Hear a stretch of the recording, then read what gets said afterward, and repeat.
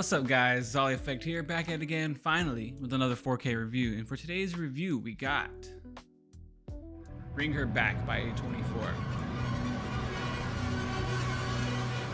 So Bring Her Back is actually filled with pretty much all the tech specs you would want. It's a native 4K transfer, it has Dolby Atmos for the audio, and it's almost full screen. It's at a 2 ratio, so it pretty much almost fills the screen, but there is parts on the movie that actually do fill the screen. I think this was like an artistic choice that they chose to do.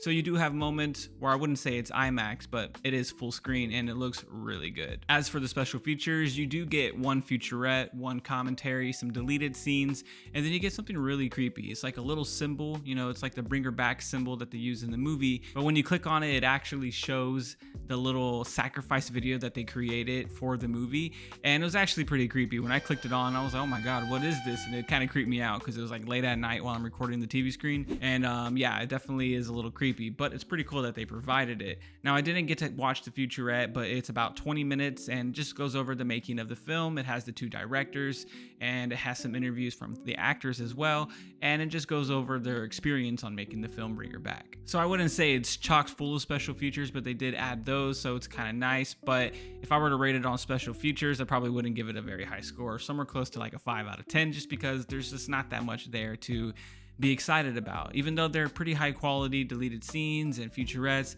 it's just not filled to the brim that I would hope for a 4K release. So now that we got that over with, let's go ahead and talk about the HDR, because the HDR in here is actually really good.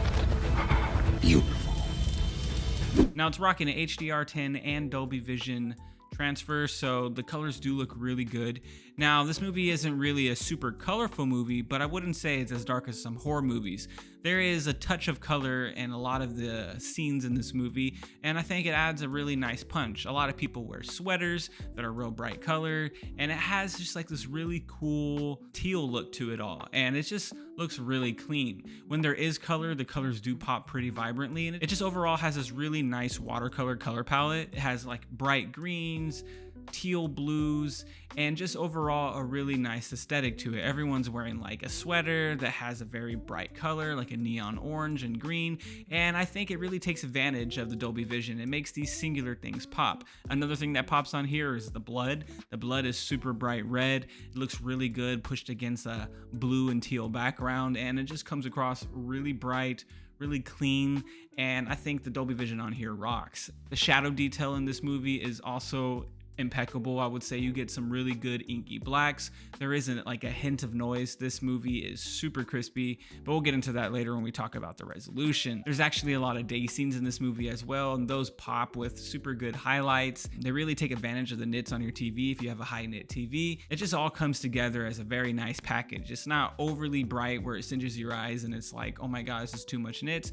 but it's also not too dark. You're really able to see all the different contrast levels and just get a very good high dynamic range experience when watching this movie, and I think it looks great. Now we can talk about some of the resolution. So the resolution is a little bit of a mixed bag, and it's not because it's low res or anything like that.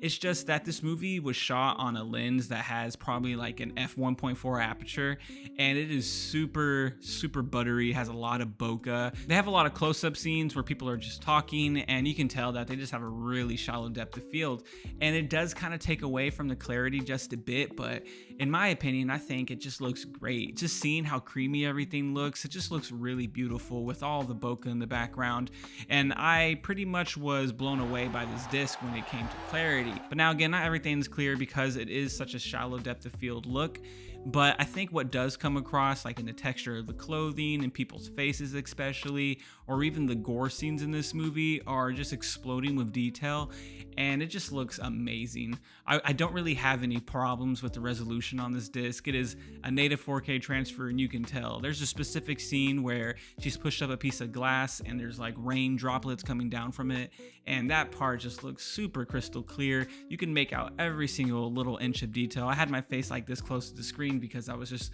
recording and I was just looking, and wow, it was ridiculous how much resolution was intact. I was able to get super close to the TV without really noticing a big difference in detail or anything like that. I have seen other movies like Nora that use a very shallow depth of field, and I feel like it takes away from the experience, and you don't really get to experience how like good the 4K is, but in this I have the exact opposite. It was very bokeh heavy, but I thought it looked really creamy and smooth, and it just was hard to look away. It looked really good. As for the sound, this movie is rocking a Dolby Atmos, and I have no problems with it at all. Now, I don't have a huge proper setup with like 7.1 surround sound speakers. I do have a Dolby Atmos soundbar, a sub, and then like 2 speakers in the back, so I do kind of get the experience, and I just had no issues with it. I thought the music sounded good.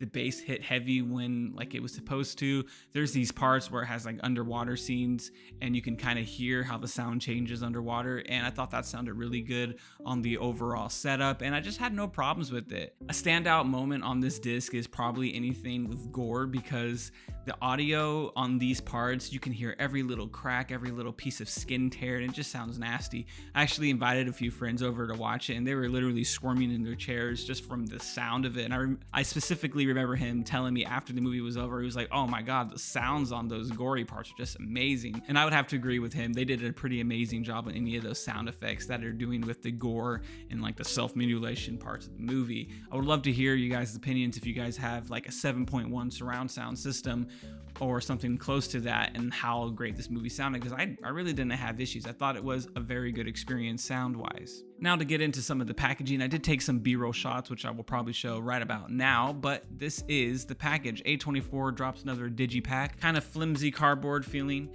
It doesn't feel very sturdy. I would much rather a steelbook, but A24 doesn't do steelbooks, they do digipacks, and honestly, it's just about as good as any of the other A24 digipacks. They have the little barcode right here, and when you flip it, you have Ollie and forgot her name in real life, Laura. You have Laura and Ollie on the back. If you are to take this out, you have a full panorama of Laura touching the glass, and on the inside, you have Ollie.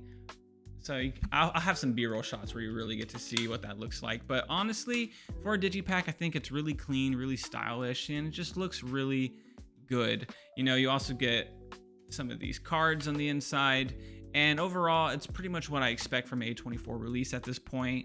You know, when you get like an Arrow video and you get your little booklet and poster inside, you pretty much are getting what you expect. I would give this a very high review just because of all the different images that they have. They have a different image on the front, different image on the inside, and it's just overall a really nice package. I can't say that I'm unhappy with it at all. It's pretty nice. So the packaging gets a pretty high good score. Let's say 7.5 to 8 out of 10. It was around there. Now, it didn't blow me away like maybe the High Intentions Lionsgate Steelbook, but I do think that it falls in the line of a really good, colorful collector's item that I am more than happy to have on my shelf. Because there are some movies that I've gotten, which I'm probably going to do a review on soon, that just are very lackluster and don't have a lot. But I would say that this movie has just enough to make me happy personally. But yeah, guys, I would recommend getting Bringer back on physical media just because it looked amazing on the screen. The sound was awesome. The packaging on here is great. The Dolby Vision is bright and very colorful for a horror movie.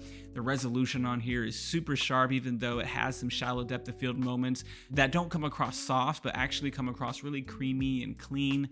And it's just overall a really good disc. I'd have to recommend it personally if you're gonna pick it up. Just the packaging's on point, the disc is on point, the audio's on point. What more can I say? Hope you guys enjoyed the review, and I will see you on the next one. Deuces.